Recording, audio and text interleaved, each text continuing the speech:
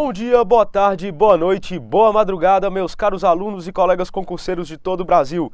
Estamos dando continuidade ao nosso curso de Direito Previdenciário com foco em concurso público no nosso site euqueropassar.com.br, pessoal.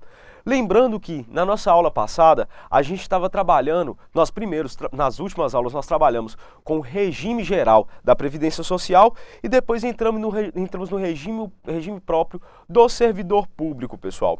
Então nós vamos dar uma continuidade a esse regime próprio do servidor público e depois iremos entrar em dois regimes específicos dentro da nossa legislação de Previdência Social brasileira. Lembrando, pessoal, é imprescindível que vocês estejam com a Constituição Federal e com as leis 8.213 e 8.212. Elas têm de estar à mão, pois nós vamos utilizá-las o tempo inteiro, pessoal. Lembrando também, é imprescindível que vocês estejam com o nosso material, com a nossa apostila, para vocês acompanharem o desenvolvimento da nossa matéria, ok? Então, sem a gente conversar demais, vamos continuar com a nossa aula. Lembrando, a gente estava falando sobre os benefícios dentro do regime próprio do servidor público, ok? Então nós vamos dar continuidade à nossa última aula. Não está lembrando? Volta para a nossa última aula. A gente não cobra mais por isso não, pessoal. Então vocês voltem para a nossa última aula, assistam, façam recapitulação e voltem aqui para a gente, pessoal, ok? Então vamos cá. Nós estamos falando sobre o regime próprio da Previdência Social, o regime dos servidores públicos. E nós estamos falando sobre os benefícios e serviços ofertados dentro desse regime próprio dos servidores públicos, pessoal. E a gente estava falando sobre a pensão por morte, que nesse caso tem algumas peculiaridades diferentes daquela que nós vamos ter no regime aberto, que nós vamos ter no regime, no regime básico da Previdência Social. Então vamos lá. A pensão por morte será devida ao conjunto de dependentes, conforme dispuser a lei que instituir o regime, e será de valor igual à totalidade dos proventos do servidor falecido, até o limite máximo estabelecido para os benefícios do regime geral de previdência social, de que trata o artigo 201, acrescido de 70% da parcela excedente a este limite, caso aposentado à data do óbito. O que a gente tem de observar quando a gente está falando, pessoal, da pensão por morte dentro do regime próprio do servidor público?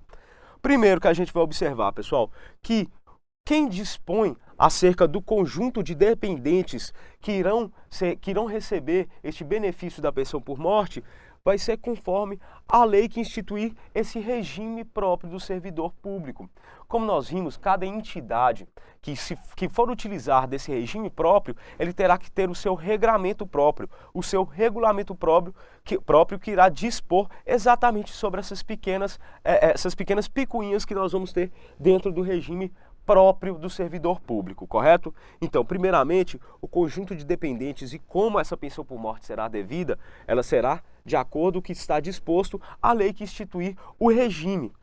E o valor dela será igual à totalidade dos proventos do servidor falecido, pessoal.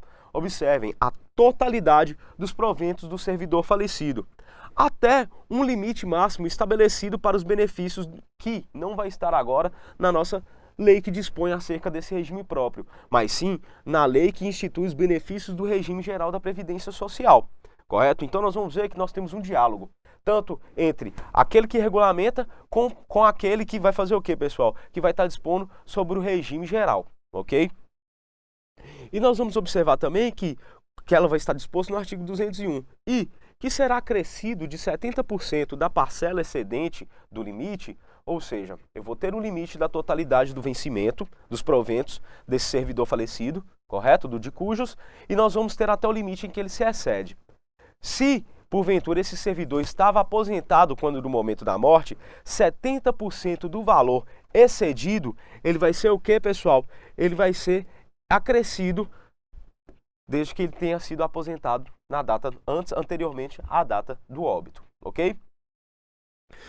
Ou ao valor da totalidade da remuneração do servidor, os 70%, no cargo efetivo em que se deu o falecimento, até o limite máximo estabelecido para os benefícios do regime geral da Previdência Social, de que se trata o artigo 201, acrescido de 70% da parcela excedente a este limite, caso em atividade na data do óbito. Então, pessoal, por mais que pareça, aqui nós vamos ver uma diferença. Por quê? Se o servidor ele estava no cargo efetivo na hora do seu falecimento, nós vamos observar que ele vai receber a totalidade da sua remuneração e não dos seus proventos, até o limite estabelecido também no regime geral, que nós vamos observar do artigo 201. E também será acrescido de 70%, no caso 70% do excedente dessa totalidade da remuneração, caso se eles estivessem em atividade na data do óbito. Correto? Então nós vamos observar duas situações. Nós vamos observar quando ele estava aposentado na data do óbito e quando ele estava em atividade nessa data do óbito. Cada uma vai ter essa casuística que nós acabamos de abordar aqui. Nenhuma, nesse do aposentado, eu vou estar recebendo a totalidade dos meus proventos para a pensão até o limite do regime geral.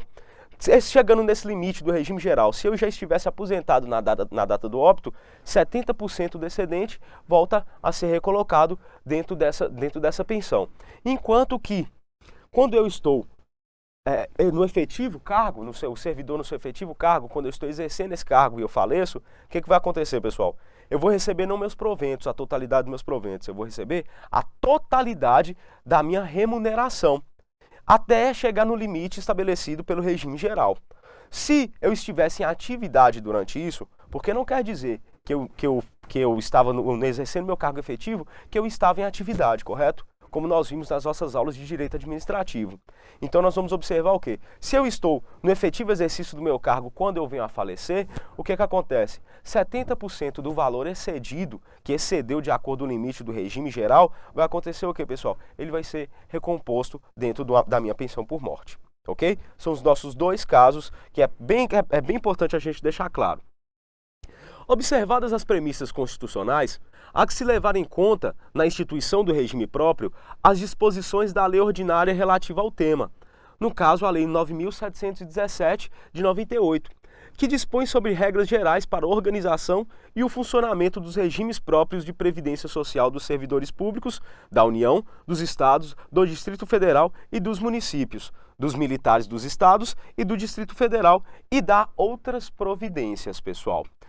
Observe-se que não é possível a instituição de mais de um regime por cada ente da federação. A União, os Estados, o Distrito Federal e os municípios são responsáveis pela cobertura de eventuais insuficiências financeiras dos respectivos regimes próprios, decorrentes do pagamento de benefícios previdenciários e no caso de extinção do regime próprio de previdência social. A União, o Estado, o Distrito Federal e os municípios assumirão integralmente a responsabilidade pelo pagamento dos benefícios concedidos durante a sua vigência. Então, pessoal, além de eu ter que observar a Lei 9.717 na hora eu, Estado, município, ou Distrito Federal ou União, na hora de eu fazer esse regime próprio do servidor público, o que acontece, pessoal? Se, porventura, vier a acontecer algum problema dentro da cobertura, se esse regime próprio vier a ser extinto, todas aquelas pessoas que estavam recebendo esse benefício, eles continuarão recebendo. Só que quem porventura irá financiar esse pagamento vai ser o próprio ente administrativo que criou esse regime próprio. Então, se eu tenho um regime próprio estabelecido pela União e encerra-se esse regime próprio, todas aquelas pessoas que continuaram, que estavam recebendo os benefícios ao tempo dessa extinção, elas vão começar a receber o pagamento por onde? Pela União, e não mais pelo regime próprio, correto? Lembrando também, pessoal, que cada ente da federação pode fazer somente um regime próprio, correto? Então você não vai ver um regime de previdência, dois tipos de regime de previdência em um único município, na União ou em um único estado. Ele só pode ter somente um único tipo, ok? Então, pessoal, nós vamos sair desse regime próprio do servidor público e nós vamos entrar em uma pequena vênia dentro do direito previdenciário, que é o regime de previdência dos congressistas, pessoal. Nós vamos observar que o antigo Instituto da Previdência dos Congressistas, o IPC, criado pela Lei 4.284, de 20 de novembro de 66, e regido pela Lei 7.087, de 82, foi extinto pela Lei 9.506, de 97, sendo sucedido em todos os direitos e obrigações pela União por intermédio da Câmara dos Deputados e do Senado Federal. Então, como eu disse para vocês, pessoal, isso aqui era um regime próprio. Ele foi extinto. Quem é que vai ter de arcar com todos os benefícios que estavam sendo pagos quando esse tipo de regime próprio ele foi substituído ou ele foi extinto? No caso, nós estamos falando dos congressistas, a própria União, através da Câmara e dos Deputados e do Senado Federal, que faz este pagamento, ok? Estes assumiram, mediante recursos orçamentários próprios, a concessão e manutenção dos benefícios, preservados os direitos adquiridos em relação às pensões concedidas. Então vocês vão ver que aqui quem assumiu a responsabilidade por esse regime próprio dos congressistas foi a Câmara e o Senado, pessoal. E eles utilizaram através de recursos orçamentários próprios para vir pagar todos esses benefícios e pensões que foram concedidas, de acordo com o IPC, né? Atualmente, pessoal, os deputados federais e senadores são segurados pelo Plano de Seguridade Social dos congressistas, fazendo jus à aposentadoria integral ou proporcional, conforme o caso, é claro, por invalidez permanente, quando esta ocorrer durante o exercício do mandato e decorrer de acidente, moléstia profissional ou doença grave, contagiosa ou incurável, especificadas em lei, e aos 35 anos de exercício de mandato, culminado com 60 anos de idade. Então nós vamos ter dois casos onde vai ter a aposentadoria dos congressistas, que eles vão acontecer como, pessoal? Eles vão acontecer a aposentadoria integral ou proporcional. A integral, ela somente ocorre quando decorre uma invalidez permanente da sua função. Ou seja, quando essa invalidez permanente ocorre durante o exercício do mandato e decorrer de acidente, moléstia profissional ou doença grave, contagiosa ou incurável, especificada em lei. Desta forma, a aposentadoria será de forma integral. No entanto, ela pode acontecer de forma proporcional. Ela acontece quando isso? Quando o congressista ele chega aos 35 anos de idade de mandato, ou então quando ele chega aos 60 anos de idade de forma acumulada, pessoal. Pode ser de forma acumulada ou não. Se eu cheguei aos 35 anos de mandato, eu posso me aposentar. Se eu cheguei aos 60 anos de idade durante o mandato, eu também posso me aposentar, ok? Ressalte-se que, em se tratando de aposentadoria proporcional, sendo por invalidez permanente, não podem os proventos ser inferiores a 26% da remuneração fixada para os membros do Congresso Nacional. Como a gente pôde ver que no caso, por exemplo, nós vamos tratando-se de aposentadoria proporcional, sendo por invalidez permanente, pessoal, todos os valores pagos a esses congressistas não podem ser menores do que 26% do que hoje os congressistas recebem. Então, se eu me aposentei há 10 anos atrás e houve uma modificação no salário dos congressistas com o passar desse tempo, quando eu chegar a 10 anos no futuro, ou seja, agora em 2014, eu tenho de obrigatoriamente receber, no mínimo, o equivalente a 26% do que os congressistas, na realidade, na atualidade, recebem. Então, nós vamos ter uma modificação dos valores desses proventos, dessa aposentadoria do congressista, de acordo com o que for subindo os salários dos congressistas que estão atualmente trabalhando. Então a gente pode observar, pessoal, que quando a gente tem uma alteração nos salários do congressista, elas não vão influenciar somente nos salários das outras classes políticas, que, segundo a Constituição, estão regradas de acordo com o seu salário, mas também irá influenciar no salário, aliás, na aposentadoria, daqueles que já estão aposentados, correto? Então nós vamos ter esse reflexo que vai vir do Instituto próprio dos congressistas. Nós também temos, pessoal, o regime de previdência privada. Que ele é o quê? Um regime de previdência privada, ele encontra o fundamento no artigo 202 da Constituição Federal, que, segundo determina, será de caráter complementar à previdência oficial. Então, a previdência particular, pessoal, ela é um complemento à previdência, nós vamos ter a previdência oficial. Ela é organizada de forma autônoma ao Regimento Geral da Previdência Social. Ela será facultativa e baseado na constituição de reservas que garantem o benefício contratado. Vê-se, portanto, que o sistema de organização é diferente dos regimes públicos, já que aqui adotou-se o regime de capitalização e não de repartição simples. Então, pessoal, aqui não existe aquela solidariedade que nós temos.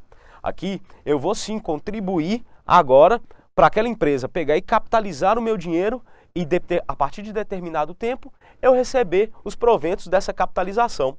Então aqui sou eu que vou manter a minha aposentadoria. Eu não vou estar recebendo a aposentadoria que foi paga por algumas outras pessoas, por as pessoas que estão trabalhando agora nesse momento. Então ela é complementar e ela forma num sistema de capitalização e não no sistema de repartição simples conforme o regime geral da Previdência Social atua. Os planos de previdência privada encontram sua disciplina na Lei Complementar 108 de 2001, que dispõe sobre a relação entre a União, os Estados, o Distrito Federal e os municípios, suas autarquias, fundações, sociedades de economias mistas e outras entidades públicas e suas respectivas entidades fechadas de previdência complementar. Pessoal, aqui agora nós encerramos os planos de previdência, as formas com que essa previdência ela ocorre. E agora nós vamos entrar, posteriormente, nas nossas próximas aulas, nos princípios específicos do direito previdenciário e da Seguridade Social. Eu aguardo vocês, então, na nossa próxima aula para a gente dar continuidade ao nosso curso. Aguardo vocês, até breve.